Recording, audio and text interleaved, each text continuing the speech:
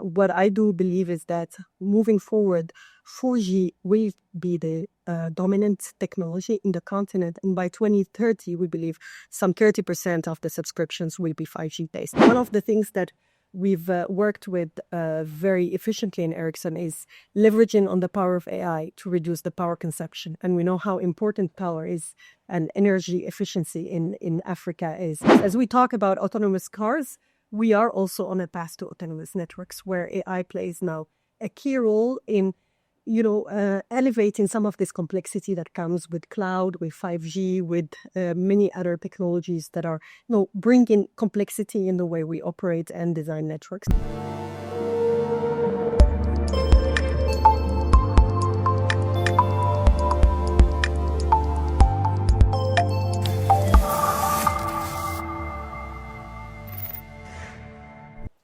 Hello and welcome to the latest edition of ITWeb TV with me, Sibahle Malinga. Today we zoom in on Africa's telecom sector, which is experiencing significant growth and transformation driven by increasing mobile penetration, mobile money adoption, the rise of fintech players, satellite connectivity, and 5G adoption. Now, Ericsson has published several reports highlighting these trends, and today we will be in conversation with Majda Lahlou Kassi, who's the Vice President and Head of Customer Unit for West and Southern Africa at Ericsson. The telecommunications company has a strong presence in South Africa, operating since 1995, and over the years, the company has published several reports related to South Africa and Sub-Saharan Africa, highlighting trends which include data traffic and the adoption of 5G. Now, Majda is going to be talking to us about these trends and explore some opportunities and challenges faced by South Africa as far as connectivity is concerned. Majda, thank you so much for joining us. It's a pleasure to have you visit our studios. Thank you for having me today. It's such a pleasure to be with you. So I guess a great starting point would be just looking at South Africa or perhaps the continent's internet connectivity rates. And so let's talk about, the important role of access to good quality connectivity in driving digital transformation as well as sustainable economic growth in Africa's digital economy. Well, if I may start with the importance of having mobility and connectivity, I would say that this is becoming just the foundation for the economy here in Africa. And we do believe in the power of mobility with connectivity, with cloud, with AI, in unleashing the full potential of many industries. And when we look at it, the reality of Africa, we cannot talk about only one reality. We talk about multiple realities. We have some countries like South Africa that are at forefront of the innovation, but we have also other countries that are just in the deployment phase of 4G. But one thing that is common is the consumer needs and the consumer behavior. And what we see today, consumers' expectations are the same everywhere. They want reliable, fast connectivity. They want to be able to use the latest technologies the same way as any other consumers in the rest of the world. And in Ericsson, we like to listen to the market. We like to listen to the consumers. And last year, we've done a survey talking to consumers around the globe. And what comes out of it is 4 out of 10 consumers no longer want just average performance in the network. They want really reliable connectivity to be able to do gaming, to be able to use tools like AR, VR, but also for their day-to-day work and day-to-day, learning experience, etc. So for us, connectivity comes at the center of everything we're going to see in the next era of Africa digital transformation. So a little later on, we are going to be talking about 2G, 3G, and 4G performance in Africa and do the comparison. But I think let's just talk more about internet penetration, because you mentioned that connectivity in Africa is on the increase, but it does remain below the global average. So let's talk about how much of Sub-Saharan Africa is really connected. Do we know? So, there are many numbers, and I don't want to, refer to any specific figure here, but what we know is, of course, Africa is still below average, but Africa is also the fastest growing continent when it comes to connectivity. And we see a tremendous growth in data consumption across the continent.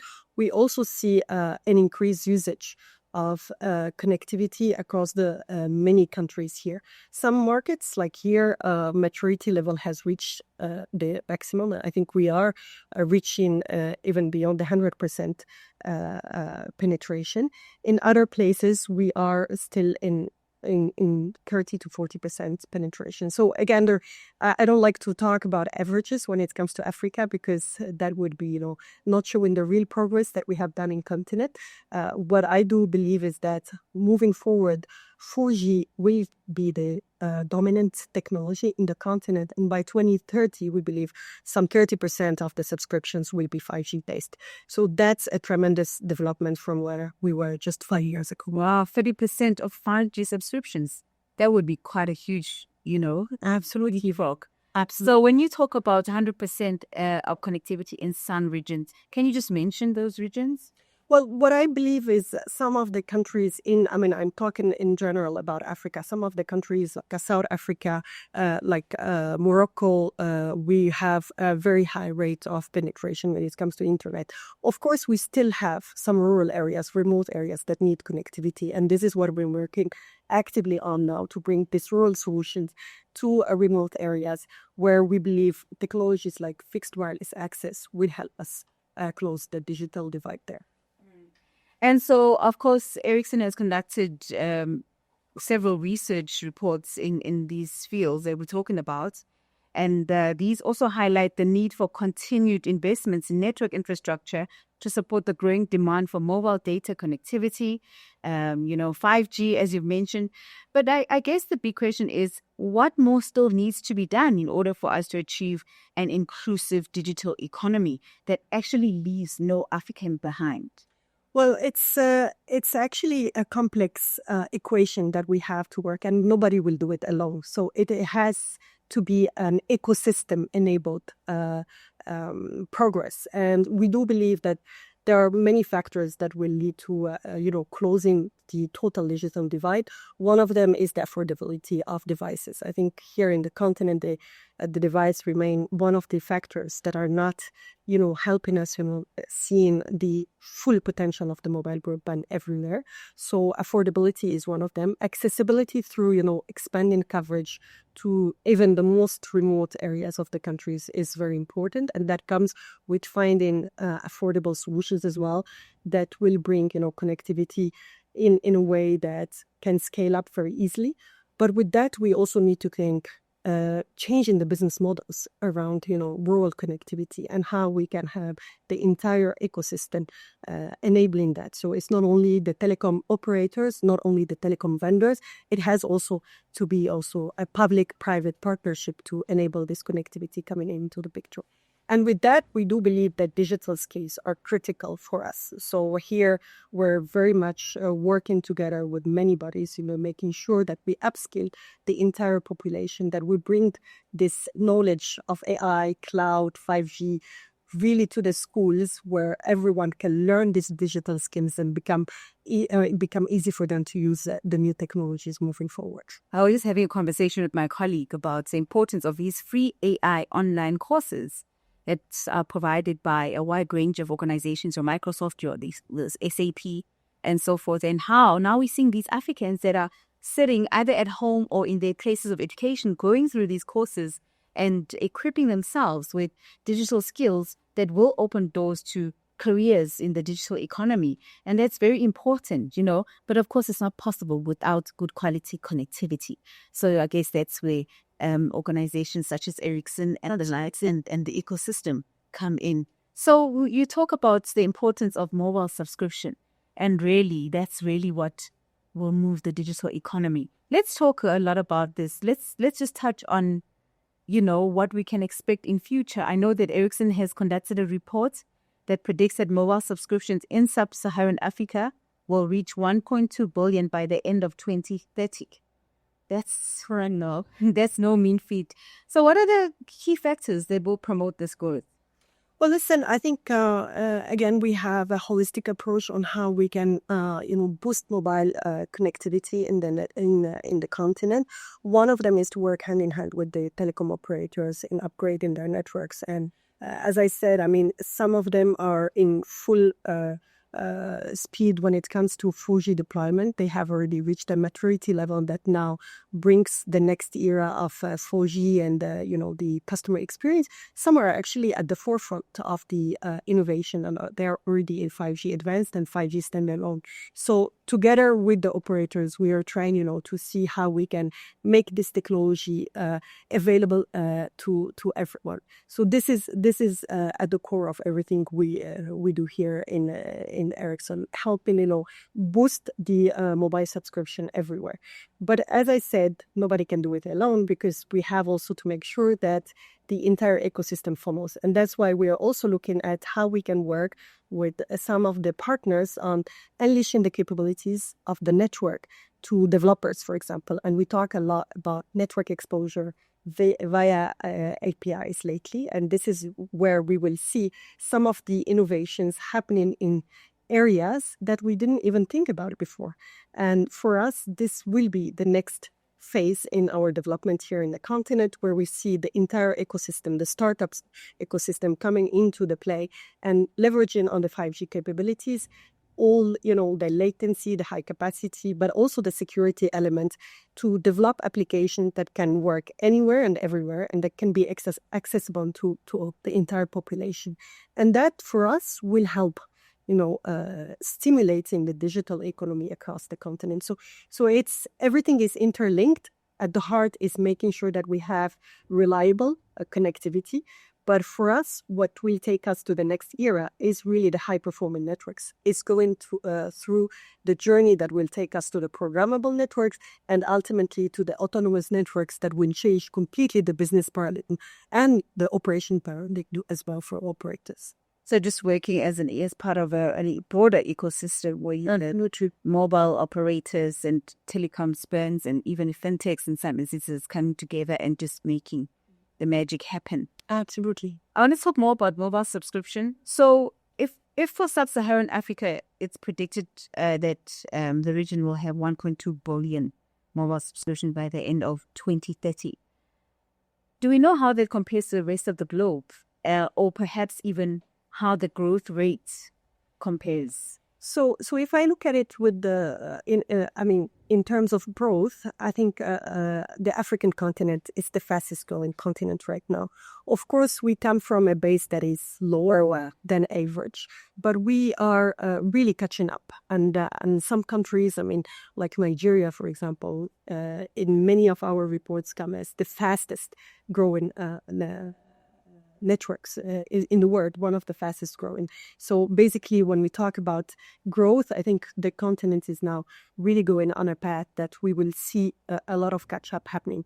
But beyond the mobile subscription as such, I'd like also to talk about the innovation that is happening in the continent. And not very long ago, we've had the opportunity to attend GITEX Africa, and we've seen thousands of startups. And I think this is where magic will happen, is when we will see all this innovation happening, leveraging on the connectivity and the mobile subscriptions that we have. And this is exactly, what we are trying to do now in Ericsson, is how we can leverage on this differentiated connectivity to give new capabilities to innovate in sectors like mining, in sectors like fintech or healthcare or education. There's so many use cases that we could think of when we leverage on the true capabilities of 5G network. Absolutely, and this is really the technology that gives birth to the agile startups that we're seeing today. We're seeing a lot of innovative fintech companies popping up. And Africa's telecom sector is really experiencing significant growth at the moment in this transformation. And it's already driven by, some of the themes that you've spoken to, mobile penetration, mobile money adoption, the rise in fintech players, satellite connectivity, 5G adoption, and of course, artificial intelligence. That's something that I want us to touch on. Well, Majda, we've talked a lot about what's happening in 5G within the telecom space. We've spoken about satellite connectivity. We've spoken about what's happening with fintechs and mobile money, etc. And of course, we can't have the telecoms conversation without talking about artificial intelligence in Africa. So let's talk about what's happening, what the landscape looks like. Africa is at the cusp of AI adoption. Yes, we are at the preliminary stages of it, but there's so much happening. So how would you paint that picture from a telecoms perspective? Well, thank you for this question, because AI now is playing such a transformational role for the continent, but also we see it everywhere, right? And AI in telecom is not something new. We've been working with AI for many decades in the telecom space, and many of our products that we bring to the market today are actually powered by AI. But if I look at it from what's happening right now, I think we talk a lot about generative AI and agentic AI and how this would transform totally the business models for telecom operators. But then back to how AI has helped us in the telecom space. I think one of the things that we've worked with very efficiently in Ericsson is leveraging on the power of AI to reduce the power consumption. And we know how important power is and energy efficiency in Africa is. So through AI, we've dimensioned our products to make sure that with every new generation of product, we have less consumption. And in some cases, we've reached up to 40% power consumption reduction, which is very, very important for the development of the networks moving forward. And it's a combination of having it built into the product itself, in the hardware, but also we have software features that come in to complement this and bring additional efficiency. We've seen also how AI has helped in building more resilient supply chains and making sure that we have predictive models that help us, respond to the markets in a very agile way. So this is a very important aspect on how we can streamline our manufacturing, our supply chain. But more important is how we bring AI to operators and to the hands of the consumers. So if I look at it from the operator's perspective, AI now is helping a lot in designing, optimizing the networks, making them more efficient. But we are on a path to autonomous networks. As we talk about autonomous cars, we are also on a path to autonomous networks where AI plays now a key role in elevating some of this complexity that comes with cloud, with 5G, with many other technologies that are bringing complexity in the way we operate and design networks. So AI now is helping us be much more efficient, but also helping upgrading the networks in record times in comparison where we were a few years ago. Now, when it comes to consumers, this is definitely something that we are just at the start of how the relationship between telecom operators and consumers will evolve with generative AI. Some of them are already using it in the communication with the consumers, but I think we haven't seen yet the full potential of AI, not only here in the continent, but across the globe. I think once we see the full, development of how customer experience can be transformed through generative AI or through agentic AI, we will see a complete shift in the way consumer interact with their service providers. Yeah, absolutely. But beyond that, we see AI playing a role now in unleashing new business cases, new use cases, B2B, B2B, B2C, B2C. I mean, there's so much that can be done around it.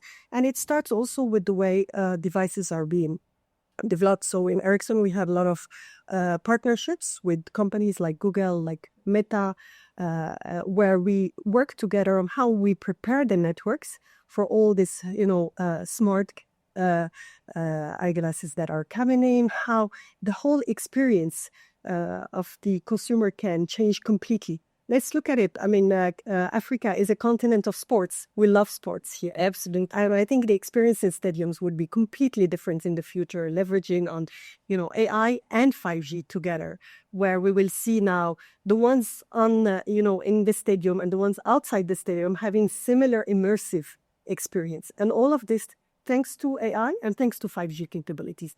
So we in Ericsson believe in the combining power of the two technologies and bringing a complete different new experience to the consumers here in the continent, but also in other places of the world. So, you speak about the fact that AI is really going to revolutionize the way customers communicate with their service providers. And I know that Ericsson spends a lot on their R&D in doing research in terms of what's to be expected and really preparing for the future. So in the AI space, what would you say, we can expect? So now I guess I'm asking you to wear your future glasses and, take a look into what we can see, or what can be predicted in terms of the future as far as AI is concerned for Africa. So what are those use cases that perhaps may be already in existence in other parts of the globe, where we're seeing the way that consumers are already using AI to communicate with their service providers, or perhaps even just using their service provider apps?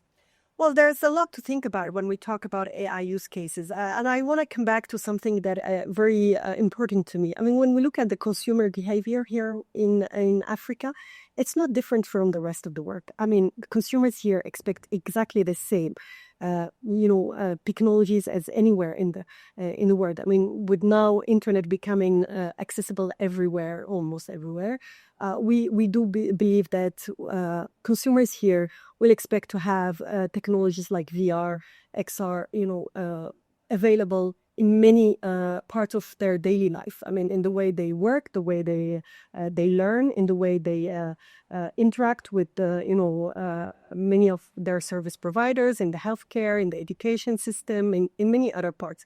And we are just at the start of it. So I talked about how just the glasses can change the complete experience of consumers when they're out in the market and they want to buy something. They can get real-time information about the product and whether it has any impact on their health, etc. And that's something we will see happening very soon here in Africa as well.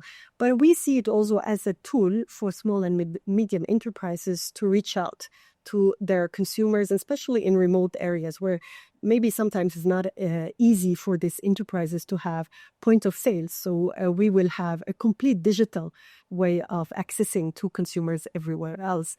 And that, of course, again, back to the importance of having a reliable and high-performing connection becomes crucial to see this kind of applications flourishing in the continent. Well, let's move on to 5G now. That's one thing one issue that Ericsson has conducted many research reports on. But if you can, let's talk about South Africa's 5G market. We know that 5G with 5G population coverage is expected to reach 60% by the end of 2025. So this is according to research firm Africa Analysis. So several mobile network operators in South Africa have already been expanding their 5G networks. Various 5G-enabled smartphones are already available in the South African market. What are we seeing as far as the 5G landscape is concerned in South Africa, and perhaps we can then broaden to Africa? Yeah, so what we see, I mean, South Africa, of course, is a country that is much more advanced than the rest of the continent when it comes to new technologies adoption, and 5G is not an exception. So we see deployments happening in the 5G space, and now we're talking about how to take it to the next level and how we can bring 5G advanced and 5G standalone to the market. When we look at it from a continent perspective, I think the first use case that we see of 5G is the fixed wireless access. And we do believe that this is a very important one, as there is a lot of focus on bringing fiber-like connectivity to the homes. And many of the operators who talk to this is one of their focus areas. And we do believe fixed wireless access comes with a very good promise when it comes to equal to fiber quality of service, but sometimes cheaper and faster to deploy. So fixed wireless access is the number one use case we see in 5G. But then we see also other applications in enhanced mobile broadband and applications like in stadiums, as I spoke about. I mean, it's something that is very important when we talk about sport events across the continent and how we completely transforming the spectator experience in stadium and outside stadium. And other applications that are very important comes in the form of collaboration with enterprises, specifically mining, which is a very important segment here in South Africa and in other places. And we have a very good partnership with Comsol, our reseller, where we see now development in setting 5G private networks to some of these big mining companies here in the country and outside. So all in all, the promise of 5G is here. It's developing fast. It's one of the fastest growing technologies here in the continent. And we do believe that we are just at the start of seeing all the capabilities that we can have from unleashing the full potential of 5G. And here we're not talking only about the capacity or the speed. We're talking about also the low latency and what it brings as new capabilities for different type of use cases. So basically, for us, what is important now is how we can expose these capabilities to the entire ecosystem, and most importantly, how we can leverage on all these new startups and developers in the market that will leverage on these capabilities and make applications that solve some of the biggest challenges of the continent. But at the same time, we want to make it scalable. So we want any application that is developed here that can scale and become even a global application. And developers do not have to worry whether this is a network that is here in South Africa or in Ghana or in Nigeria. It has to be something that will work everywhere. So this is why we are at Ericsson working together with partners around the globe on making sure that we have a platform for all the developers to come in and use the capabilities of 5G networks to bring some of these applications to the market.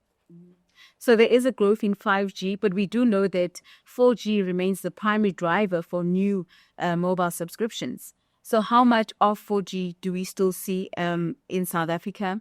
And I know that there's still quite a large number of Africans who are still dependent on 3G and even 2G in some regions. How does that compare? So we don't believe that many of this technology will continue to coexist and work together. And we strongly believe that 4G is still delivering on its promise when it comes to network performance. So this is, and the way we are introducing 5G is an evolution from 4G to 5G. And by 2030, we still believe 4G will be the dominant technology in Africa. So despite the fastest growth that we see in 5G, 4G will continue to be the dominant technology. Now, there are debates about technology sunsetting when it comes to 2G and 3G, and it is becoming complex for operators to manage all these generations from an operational expenses, but also from complexity of managing all technologies. And there are a lot of talks about sunsetting some of the technologies. One of them would be 3G, and we've seen a big decline in 3G subscriptions across the continent to the benefit of 4G and 5G. So that is a normal path that we see here. So maybe one of the important steps now moving forward is to start thinking about sunsetting some of this legacy technology so that we leave space for 4G and 5G to continue to go. And of course, we are now seeing many telecoms operators and players in the space talking about implementing 6G networks. What is happening across the globe as far as that's concerned, and when can we expect 6G in Africa? So 6G, of course, it's very important that we start working on it, and it's something that is still now in the research labs. It comes with the promise of expanding the capabilities of the network now to be all things internet and bringing some new additional capabilities. I don't think we will see any commercial deployments of 6G before 2030. I think we will probably start seeing some of the proof of concepts or pilots happening around 2028. Ericsson is at the forefront of research and development when it comes in 6G, but we still believe that 5G has still a lot of momentum and build-ups. We are in the build-up phase of 5G. So we do believe that 5G is the technology that is bringing at the moment the response to the opportunities and challenges we see in the continent. Okay, so Majda, you've shared quite a lot of interesting insights, in a lot of areas as far as telecoms is concerned. In my, as I wrap, where would you say still lies major opportunities as far as Africa's telecom sector is concerned and the emerging technologies that we're seeing? Well, I think again, Africa has the potential to frog leap now and adopt all these new technologies, AI, cloud, and 5G, to make sure that we kind of give the opportunity to the entire ecosystem now to flourish. Of course, it's all about executing on the plan. So there are a lot of discussions going on how we can, bring these technologies and enable the digital transformation of Africa. And from my perspective, this can only happen if we have strong partnerships in place, and it has to be the entire ecosystem that comes together so that we can execute on these plans. And it will need backing from the policymakers. It will need the involvement of the private sector. But where we still lagging behind, in my view, is on the digital skills. But what I see, from my discussions with many of the government bodies across the continent, there is a great awareness of how important is the digital skill in the next era of digital transformation. And this is why we're putting a lot of efforts together with others, bringing the know-how of Ericsson to the market and making sure that this young generation, they come with all the skills required for them to strive in the new digital economy. Well, thank you so much. It has been an insightful conversation. And maybe we can actually next time around talk more about the digital skills because I know that Ericsson is doing a grateful job in that space. Thank you. Thank you very much. Thank you. It was a really pleasure to discuss with you today. Thank you. Thank you so much for coming into our space and talking about all the wonderful work Ericsson is doing.